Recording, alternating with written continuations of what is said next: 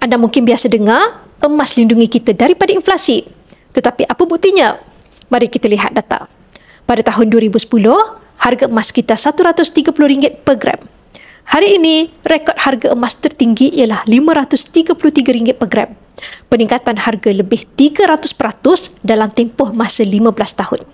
Bandingkan pula dengan kuasa beli ringgit. Apa yang kita boleh beli dengan RM100 pada tahun 2010 sudah tidak dapat benda yang sama lagi. Harga minyak, gula, ayam, semuanya meningkat. Di sini kita boleh lihat, dalam tempoh masa yang sama, nilai tunai susut tetapi nilai emas meningkat. Malah jauh melebihi kadar inflasi tahunan purata sekitar 2 hingga 3%. Mengapa ini berlaku? Kerana emas adalah aset fizikal yang terhad. Ia tidak boleh dicetak seperti wang kertas. Apabila nilai mata wang jatuh, pelabur seluruh dunia beralih arah memilih aset yang selamat dan emas adalah pilihan utama mereka. Sejarah juga membuktikan ketika krisis ekonomi global, perang atau kejatuhan mata wang, harga emas melonjak bukannya jatuh. Jadi emas bukan hanya untuk perhiasan tetapi pelindung nilai sebenar.